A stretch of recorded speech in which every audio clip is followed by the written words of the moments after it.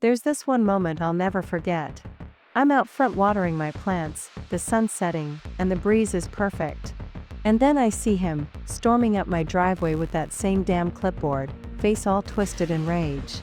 He looks me dead in the eye and growls, "This is the last time I'm gonna ask, either you join the HOA, or we'll make your life hell." No hello. No smile. Just that. And in that split second, I realized something. This wasn't about rules. This wasn't about unity or community or property values.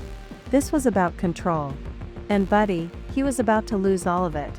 Hey, what's up y'all? Welcome back to the channel.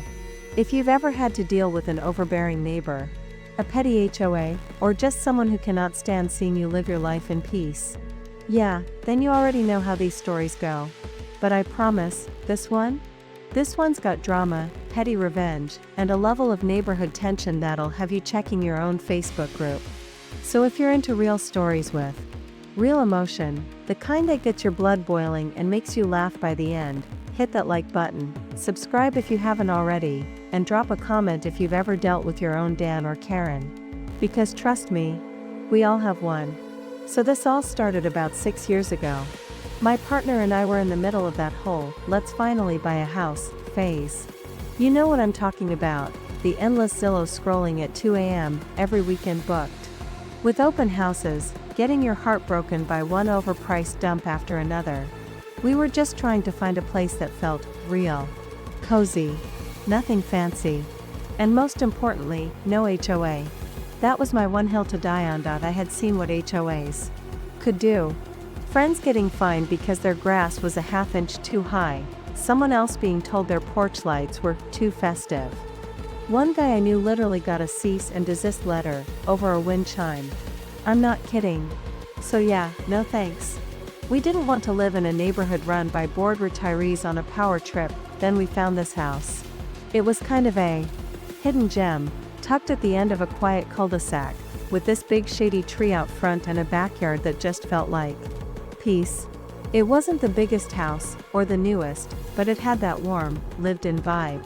We walked in and just knew this was it, and the best part? The listing agent straight up told us, no HOA. I remember grinning so hard. I looked at my partner like, did we just win the suburban lottery? We signed fast. Moved in. Started nesting. Garden beds, string lights on the porch, our dog finally got his backyard kingdom. For the first time in years, we felt settled. Like we were home, and then, about 3 weeks later, we find out the truth. I'm talking to a neighbor, just chatting while our dogs sniff each other, and she casually mentions something about the HOA newsletter. I freeze. What? Oh, yeah, she says. They usually email it out every month. But don't worry, I don't think you guys are in it, right? I blink. There's an HOA here? She nods like it's no big deal. Yeah, but your house is one of the few that's not in it. You're one of the lucky ones. I didn't know whether to panic or high-five the universe. Turns out, the developer that built our part of the neighborhood was a different company. They started the project, built like 8 houses, ours included, and then dipped out. New developer stepped in and finished the rest, and they built the HOA into the contracts. But legally? The first builder didn't. So, we were HOA free. In an HOA neighborhood. Like having diplomatic immunity in suburbia. At first, it was awesome. We could paint our front door whatever color we wanted. Put up lights when we wanted. Build a tiny chicken coop, yep, we did that too. We still kept things neat, we weren't trying to be those neighbors. We weren't trying to stir the pot. We just liked our little corner of freedom. But apparently, freedom really pissed some people off. Enter Dan. Retired. Late 60s. Lived 2 doors down. Wore the same cargo shorts. All year. He was on the HOA board, and not just on it, he ran it. And he hated the HOA. That was the part that confused me at first. This guy was always ranting about dues, about unfair rules, about how the landscaping company was overcharging. You'd think he'd be our ally, right? Nope. He hated it, but he hated that we weren't part of it even more. I swear to you. It was like our existence was a personal insult to him. He started slow, making snide comments when we passed each other. You know, most of us have to follow rules. Then came the Facebook posts. Why do some homes think they're better than the rest of us? The HOA should find a way to include everyone. This division is toxic. And I'll admit, I laughed at first. Until it stopped being funny, because Dan didn't let up. He made a whole petition. Started knocking on doors. He even tried to convince the HOA board to force us into paying back dues. But legally? They had nothing. Our deed didn't include any HOA language. Our title was clean. Still, Dan was obsessed. Like, the man was possessed. He started driving by our house slowly. Stopping. Taking pictures. One day I came out and caught him literally photographing our trash bins. I confronted him.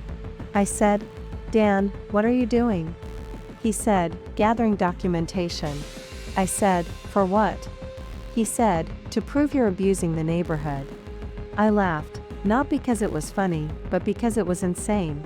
He was acting like we were running a meth lab in our backyard. That's when I realized this wasn't about rules. This was about control. About him not being able to control us. And that scared him. So, we decided not to run. Not to hide. We decided to lean into it. I posted on the Facebook group. Just added some gnome statues to the yard. Love being able to express ourselves without filling out a form. Grinning face with smiling eyes, boom. Dan explodes. Caps lock rant about community cohesion and precedent and invasion of order. Other neighbors started chiming in, some defending him, most laughing. One guy wrote, Dan, it's just gnomes, man. Relax. I nearly cried laughing, but Dan didn't stop. He filed a complaint to the HOA board. They rejected it, again, because we weren't in the HOA. So then, he tried to get us kicked out of the Facebook group. That was his last real move. And it failed. People were tired of him. Tired of his obsession. Tired of the drama, and here's the kicker, one of the other board members revealed that Dan had racked up over $2,000 in HOA violations himself. Yard issues. Fence issues. Harassment complaints. He got removed from the board. Voted out. Poetic freaking justice, and what did we do to celebrate? We threw a barbecue. Not just any barbecue, a neighborhood-wide, Dan For You barbecue. We even made shirts. Team Gnome. Dan didn't show up. But he watched. Sat on his porch with binoculars. I swear to God. And we smiled. Waved. Laughed. Because the best revenge is peace. He tried to control us. Tried to shame us. Tried to drag us down into the same bitter pit he lived in. But in the end, Dan destroyed himself. He lost everything he was clinging to. And all we had to do was live free. Some people can't stand your freedom. Not because it hurts them, but because it reminds them of everything they gave up. They confuse control with purpose. But here's the truth, you don't have to play by their rules. Peace is a quiet kind of rebellion. So protect it. Smile. Plant your gnomes. And never, ever, let Dan steal your joy. Alright folks. If you stuck with me through that story, thank you. I hope it gave you a laugh. Maybe made you think twice about neighborhood politics, or just reminded you to protect your peace.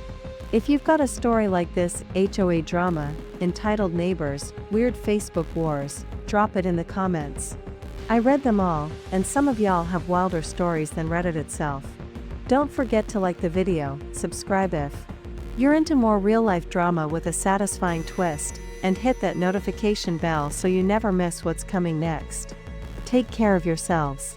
Stay kind. Stay petty, just the right amount. And most of all, stay free.